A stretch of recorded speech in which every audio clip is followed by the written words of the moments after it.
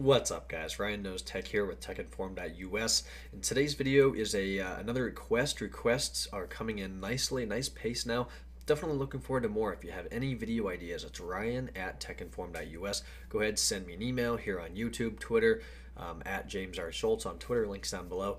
And I'll definitely get to those this week.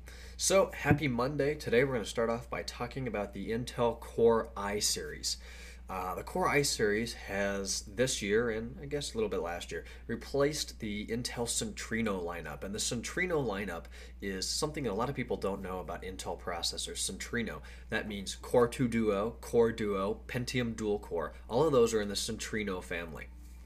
So now, the Core i3 and i5 and i7, for the most part, we're talking about laptop processors here today, have replaced that Core 2 Duo that we've seen in pretty much every laptop for the past 3-4 years.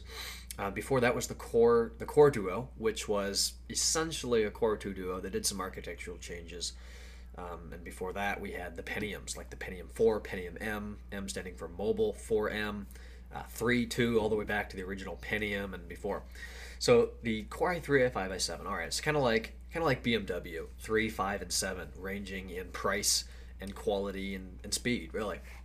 So the Core i3 is essentially going to replace the Intel Celeron processor, not Centrino. A lot of people mix up Celeron and Centrino. Centrino is the family. The Celeron was always the budget, usually still a solo core Intel processor. So the i3, they're aiming to replace that. Well, they aimed a little too high, in my opinion. The Intel Core i3 is a very, very fast processor. It is very capable. It'll definitely rally with the 2.8 gigahertz. Like a 2.4 gigahertz i3 will keep up, if not beat, a 2.8 or 3 gigahertz Core 2 Duo. The architecture is just superb. It uses less power, better cache. We're seeing level 3 cache instead of level 2. 4 meg, 6 meg, 8, seen all the way up to I think 24 in some of these processors. Very high quality and performance out of an i3 processor. A step up from that is the Core i5, which is even better. I mean, that's like a 3, 3.2, 3.5, 3.6 gigahertz Core 2 Duo found in your Core i5. Core i5 processor is very capable, very fast, and really not that much more expensive. Looking at things compared to the i3. The i7 is by far, let's turn off some audio here. The i7 is by far the best processor that Intel makes for your laptop, the i7. A little hard to find a laptop with an i7 in it, but they're incredibly fast. You can get them in dual core, as most processors are these days, or quad core, meaning you have 4 cores of X gigahertz with shared cache. Very fast processors, really for gaming, intense editing, not something I would need with Final Cut Pro. So at this point, what should you buy as a consumer? If you're looking at a laptop that has a Core 2 Duo, you can pretty much close that tab in your browser and go to your next bookmark. The Core 2 Duo processor is dead. I'll be upgrading my MacBook Pro in the next year to either Core i5 or Core i7 15-inch MacBook Pro. The Core 2 Duo, still very capable if you're a budget user, which is fine, a lot of people are. You can get a Core 2 Duo MacBook Pro for cheaper.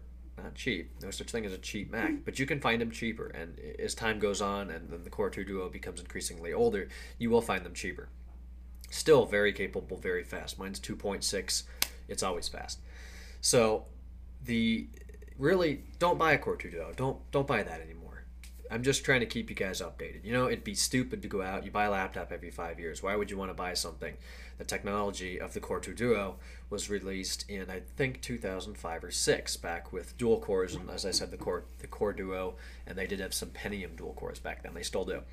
So, which is better? Well, it totally depends on what kind of user you are, and I have those questions asked to me all the time. Which is better for me? I don't know you most of the time. If you're like me, you do some decent editing every day, you do some editing, but really you want to keep battery life high and you don't want the thing to boil over. I think the Core i5 is a great spot. The Core i3 is their budget line. It may not be as high quality, but it's still very fast. So if the Benjamins come into it, definitely a Core i3, no shame in that. If not, you're a little more you've got it, then go with the i5. It's a better processor. It's faster. It'll be in date longer. You know computers. You buy it one day and the next day it's obsolete. You might as well get an extra day out of it, right? Up to the Core i7, that is serious editing, serious gaming, serious performance, serious power, serious money, and serious heat. You're not going to find that in a little 13-inch notebook. You're lucky to find a Core i3, especially not even from Apple. Apple done new Core i series in the 13-inch MacBook Pro, probably because people have asked me this as well, due to the lack of the Core i chips when the MacBook Pros came out. That's why they were so late. Intel didn't have enough chips. So that's why the 13-inch doesn't have Core i3s or 5s.